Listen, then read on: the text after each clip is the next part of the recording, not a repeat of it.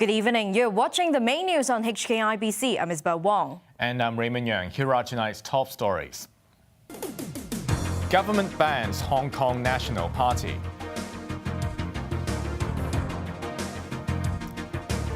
Ticket collection mechanism improved at West Kowloon Station, but leaking roof causing concern.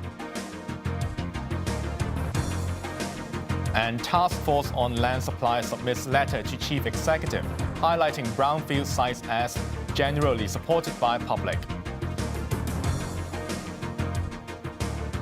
The pro-independence Hong Kong National Party has become the first party to be banned by the government since the handover. Security Chief John Lee said it was made illegal on national security grounds. Riley Chan reports. For the first time since the handover, the government has banned a political party. The pro-independence Hong Kong National Party was officially outlawed this morning and deemed an unlawful society in a government gazette. The ban was ordered by Security Secretary John Lee. Lee had announced in July the government's intention to ban the two-year-old party after receiving recommendations from police. The force explained that the separatist party was a threat to national security. Under Section 8 of the Society's Ordinance, the security chief can prohibit a society from operating if he has reason to believe it is warranted. The party was initially given 21 days to submit counter-arguments. It managed to postpone the deadline 3 times before finally making a written submission 10 days ago. But that was not enough to convince the government to change its mind. Explaining his decision today, Lee said the party has a very clear agenda of turning Hong Kong into an independence republic, which contravened the basic law. The Hong Kong National Party also spreads hatred and discrimination against mainlanders in Hong Kong. It has also made it very clear that it will make use of all means to achieve its goal, and this includes the option of using force. It has also used terms of armed revolution. Lee said that although the party had never committed violence and its leader Andy Chan had on several occasions advocated non-violence, he could not treat their cause as simply political slogans and ignore the threat they posed to public safety.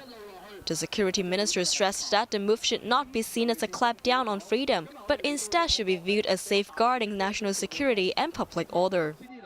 Now that the party is banned, anyone participating in gatherings or providing financial assistance to it may be put behind bars for up to 3 years.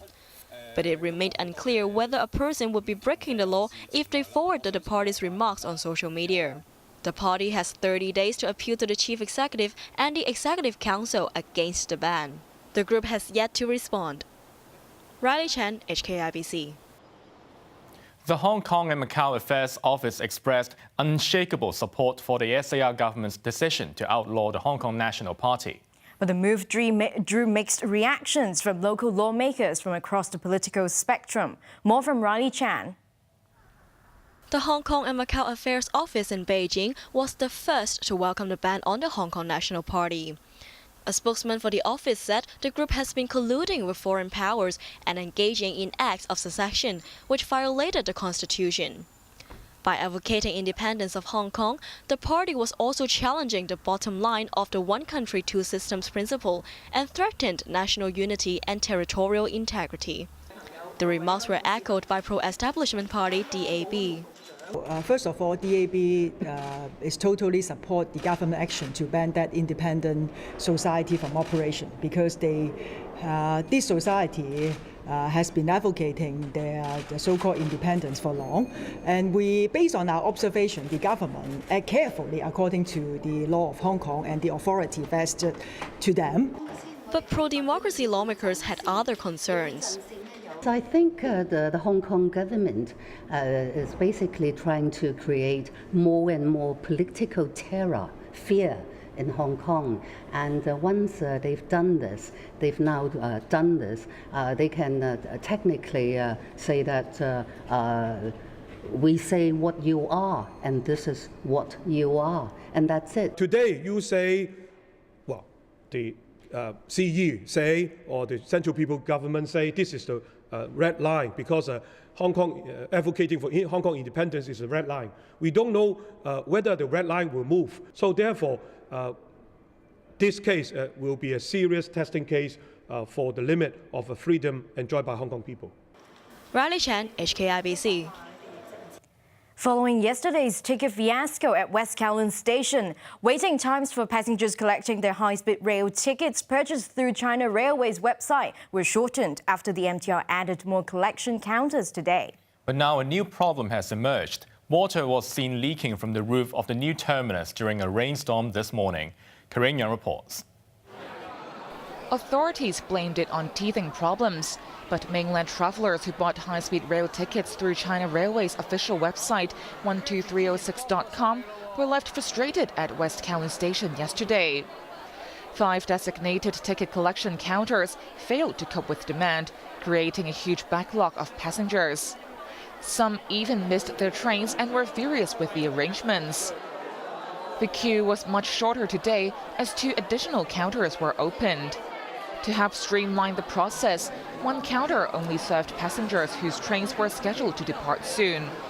But the additional measure still didn't satisfy some travelers. This passenger said he waited over 40 minutes to collect his ticket.